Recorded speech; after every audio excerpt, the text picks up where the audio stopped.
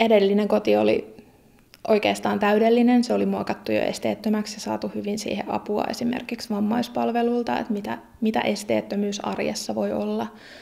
Mutta vaikka arki oli tosi hyvää siellä, niin meillä oli muita haaveita. Lopulta päädyttiin rakentamaan oma talo omien piirustuksen pohjalta.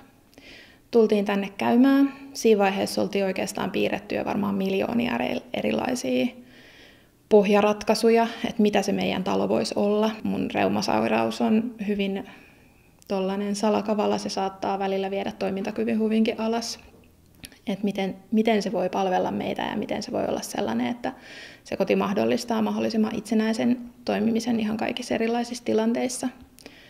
Talotoimittaja toi meille rungon ja me alettiin sitten tekemään tätä sisäosaa. Ja oikeastaan jo silloin näki hyvin sen, että täällä on helppo kulkea ja tehdä, että tavallaan niin kuin mä olin muutamatkin kerrat meidän rakennusprojektin aikana aika heikossa kunnossa, että Raksalla on tullut oltua myös rollaattorin kanssa. Niin me ollaan esimerkiksi mietitty kulkuja, portaat, jotka johtaa tuohon ulko-ovelle. Siinä on tämmöisen helppokulkuisuuskaavan mukaan laskettu se askellus. Siihen on mahdollisuus myös laittaa heti invaramppi. Siinä ei tällä hetkellä sitä ole. Kaikki seinät on muokattavissa, eli täällä ei ole yhtäkään kantavaa seinää, että kaikki voidaan purkaa. Kaikkialla on kääntöympyrät, tai sillä tavalla, että niissä pääsee tosiaan pyörähtämään apuvälineiden kanssa.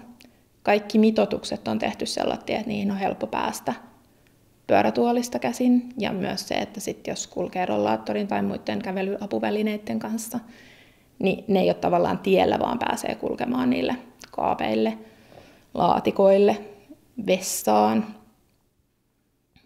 Sitten esimerkiksi saunassa on huomioitu nousuaskelma niin, että sille pääsee kulkemaan, tai sitten sen nousuaskelman voi ottaa pois siitä, niin sitten sinne pääsee pyörätuolin kanssa. Kylppäriin on tehty ammeen kohdalle paikka niin, että sinne pääsisi pyörätuolin kanssa. Tällä hetkellä siinä on amme, mutta amme lähtee sitten, jos tarvitsisi pyörätuolin kanssa kulkea. Ja muutenkin kaikkiaan niin kuin huonekalut on sillä tavalla, että täällä pääsee kulkemaan ja kaikki on niin kuin muutettavissa helposti. Sen lisäksi seiniin rakenteisiin on laitettu tukia, joihin voi sitten laittaa tukikahvat, eli seinärakenteissa on huomioitu jo kaikki tollaiset noin, että ne kestää sitten tuollaisessa käytössä. Et niin kuin tosi tarkkaan on mietitty sitä, että mitä, miksi, minkä takia, miten se toimii. Lattiapinnat on sellaiset, että ne kestää täällä apuvälineiden kanssa kulkemista, eli meillä on betonilattiaa. Kaikki huoneet on mietitty sillä tavalla, että niissä pystyy kulkemaan apuvälineiden kanssa. Ovet aukeaa sillä tavalla, että niistä pääsee apuvälineiden kanssa kulkemaan. Eikä ole muuten kukaan muukaan valittanut, että onpa vaikea kulkea, että on niin kuin helppokulkuinen ihan kelle tahansa.